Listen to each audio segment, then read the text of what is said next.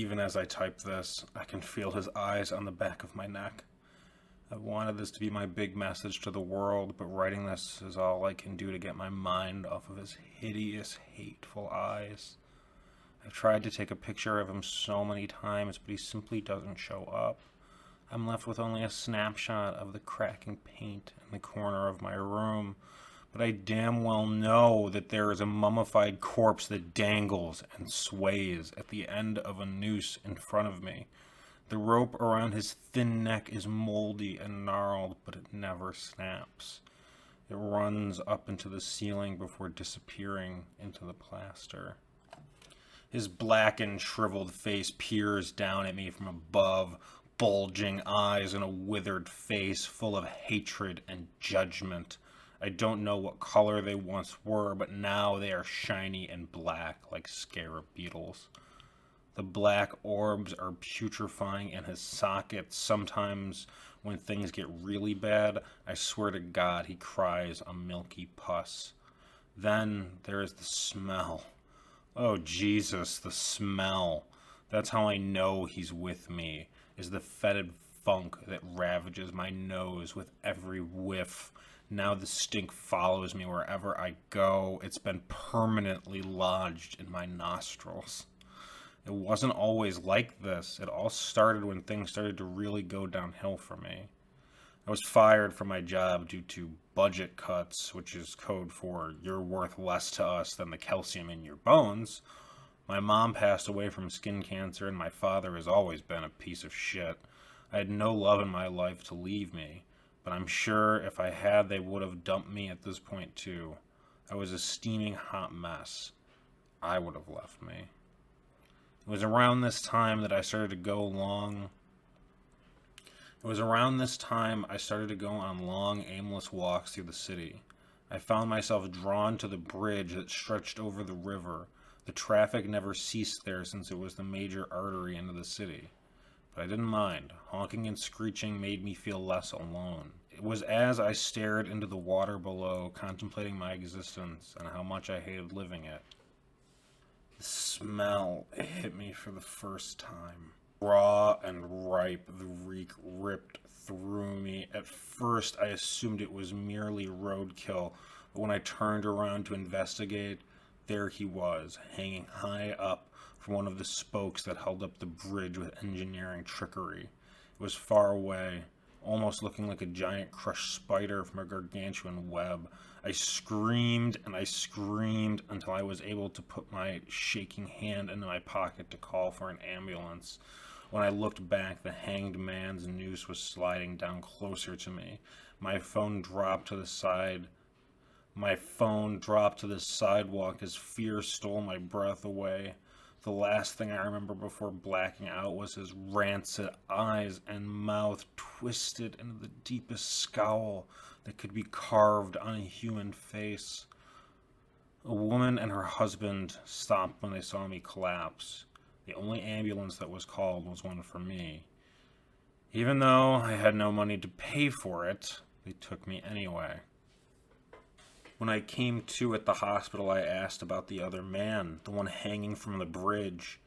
The confused nurse told me that I was the only one the paramedics brought in. He offered helpfully that perhaps he had simply been taken to a different facility. He smiled reassuringly before turning off the lights and telling me to get some rest. But I was faced with the truth as soon as he left, when I was alone once more with my thoughts. The smell came back. My eyes darted around the room to see what was there, and the dim glow of the monitors offered only the tiniest glimpse of the horrible hanged man in the corner of my room, sitting and waiting, like a zombie hawk waiting to make its move.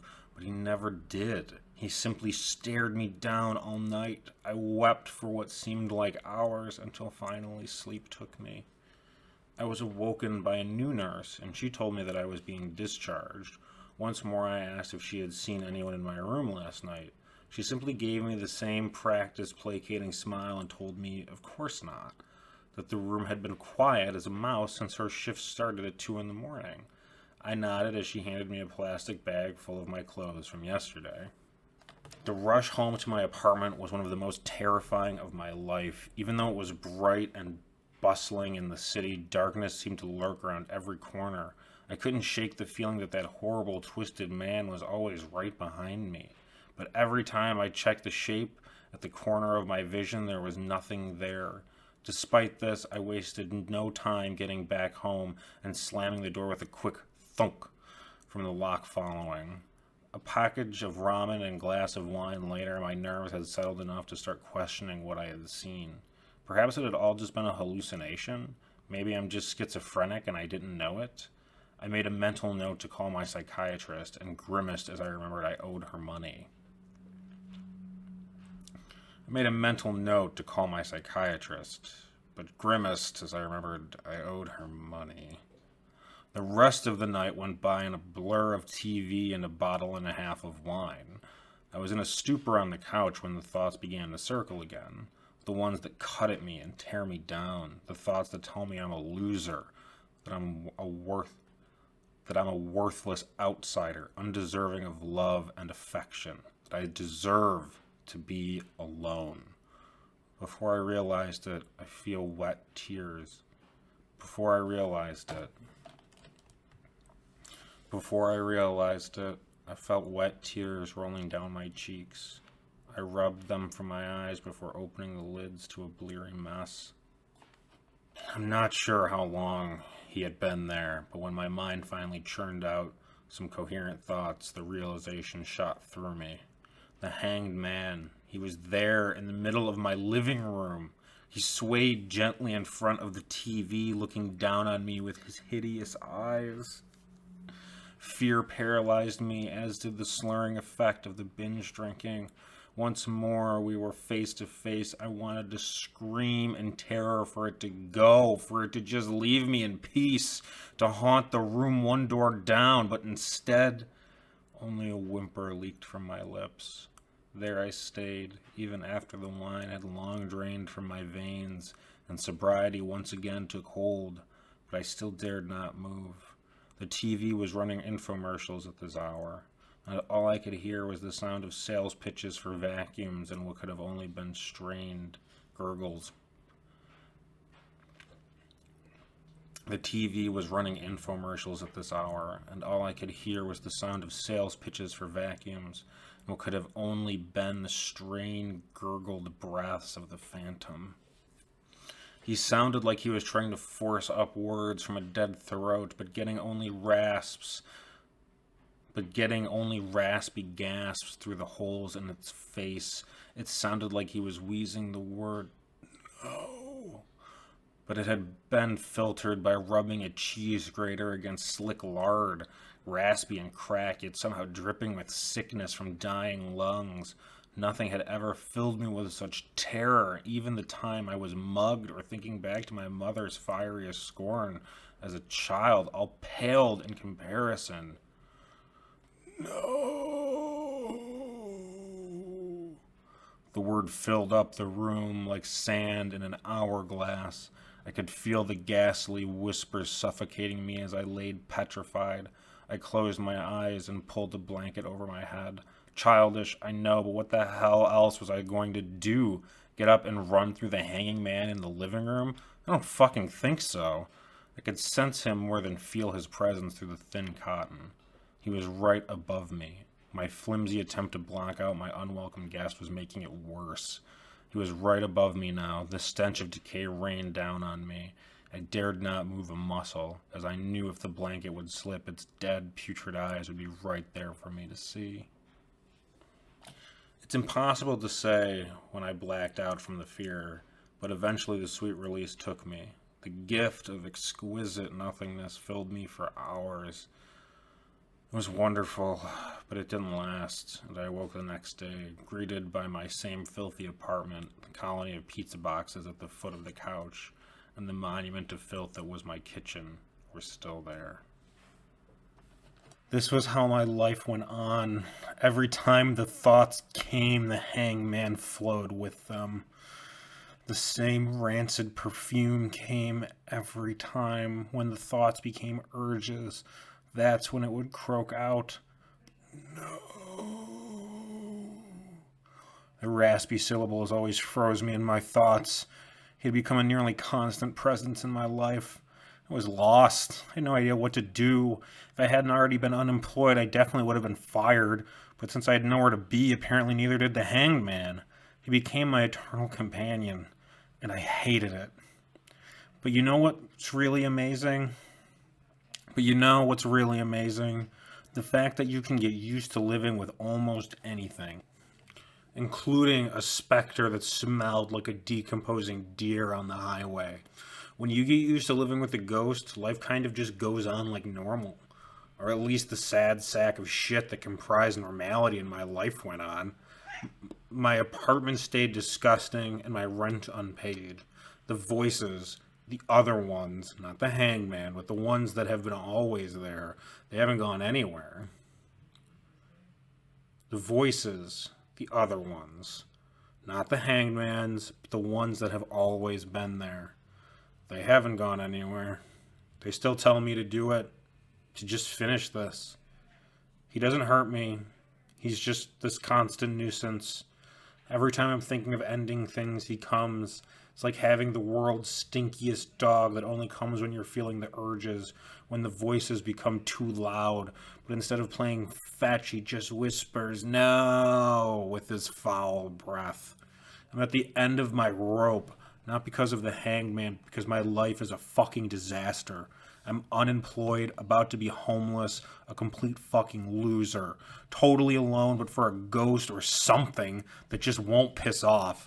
I've had it. There is no hope, no happy ending for me, only more pain. I'm tired of being pathetic. I'm ready to be dead. They always say don't find a permanent solution to a temporary problem. But the voices aren't temporary. They've been there with me my whole life. Sometimes they whisper, other times they shout, but they never leave me. Maybe that's why I can't get this goddamn ghost off my back. Maybe it's all in my head. The voices upgraded to visual hallucinations. That's what my psychiatrist would say if I could still afford to see her. I can't even take my pills anymore. They won't refill the damn bottle unless I pay off my debts. So here I sit writing this. I didn't know why when I started, but now I think I do. This is a goodbye letter. I'm going to go to the bridge where this shit started and just finish it. Well, I'm back. I'm lying in a hospital bed again. Alone this time. I went to the bridge like I planned. The hangman followed me the entire way, peering from light lamps and trees, howling the word, "No!" But I ignored him. If he could physically stop me, I figured by this point he would have. But still, he didn't stop trying. Eventually, I hit the bridge. Even at night, there was some traffic, but nobody would pay some loser like me any mind. I would be there 1 second, gone the next. I could ask for nothing more than that. I got to the spot I had picked out. I had thought about this exact spot so many times. I picked this spot because there was a hole in the fence. that prevented trespassing onto the outer ledge of the bridge. The entire time, the hangman screamed not to, but I was determined. This would be the end. I slipped through the hole, scraping my neck on the fence and not caring, hoping it would be the final spike of pain I ever felt. I had heard water was like concrete far enough up, and I was banking on that to end it quickly. I really didn't want to drown, but if I did, well, that's how the cookie crumbles sometimes. I was perched on the ledge when it happened. I looked up and there he was, inches away from my face, the twisted face filled with hatred and scorn, but I saw now a tinge of sadness in his rotting eyes. "No," he said, slowly moving his gnarled arm up. He pointed to the sky, and I couldn't help but look to the stars to see what was to be seen. My mouth gaped in shock and horror when it finally registered what I was looking at. Tens, if not hundreds of thousands of hanged men and women blotted out the moon with their multitudes. They were all like the one that followed me, but contorted differently. They were also in different states of decomposition, some only freshly decaying, the skin waxy with a bluish hue. Some were skeletons hung together by the frailest of ligaments and the noose itself. No,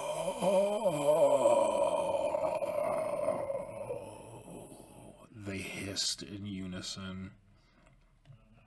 I was finally shocked from my revelry by this acoustic assault. I was filled with a rage I didn't recognize, but it burned bright and hot.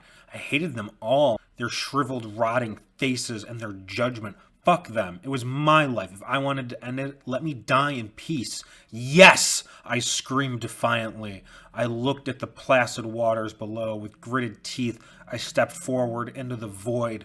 This was it. This was the end. I pushed my weight forward. A moment later, I was flying. Well, falling. But the air came so rapidly it felt like it was keeping me up, until the plunging sensation in my stomach and muscles let me know gravity was no friend. The instant I hit the water, my world went black. But then my eyes opened again.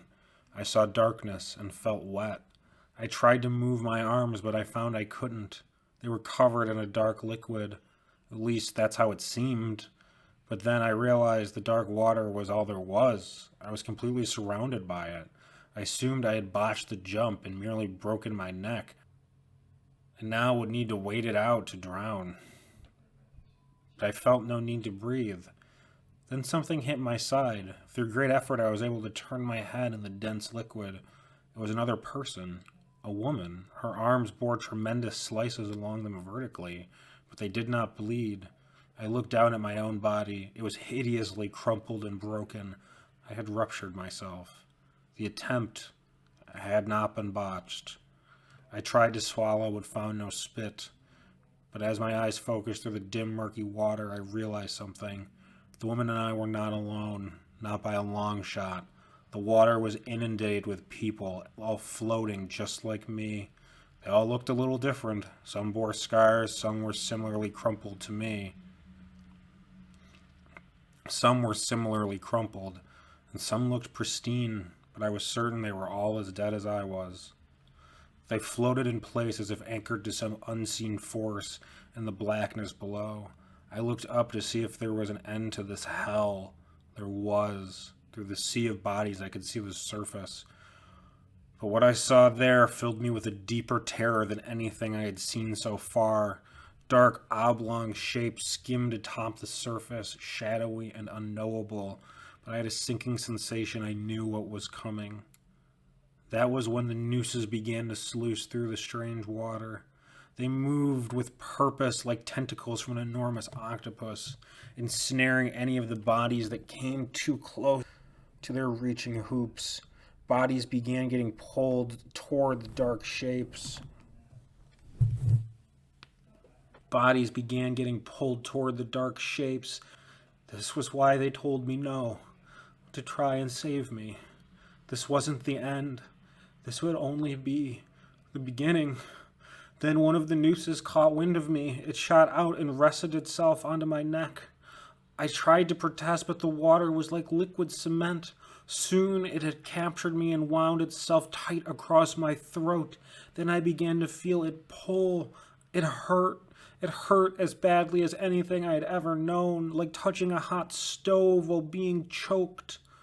But a moment later, I awoke to a flashlight being shined into my eyes. "Finally awake. Thought we might have lost you," a doctor with a clipboard chirped cheerily. "I know having a broken back won't sound lucky, but trust me, it could have been much, much worse." In my blurry haze, the first thought I had was, this guy needs to work on his bedside manner. The second was, I was alive. I felt a relief that I had never thought possible. I looked to the corner of the room. No hanged man. I had been given a second chance by dumb luck. But dumb or any other, I'm not complaining. I sat in bed, paralyzed, wondering if it had all been a dream or hallucination. I tested out each limb. My arm still belonged to me. My arm still belonged to me. My legs were lost. Feeling my face to make sure it was all intact, I ran against a scar around my neck. The end. Written and narrated by Remy Militello. If you enjoyed this story, like and subscribe, and please join me again next week for another terrifying tale. Stay safe and have a horrifying week.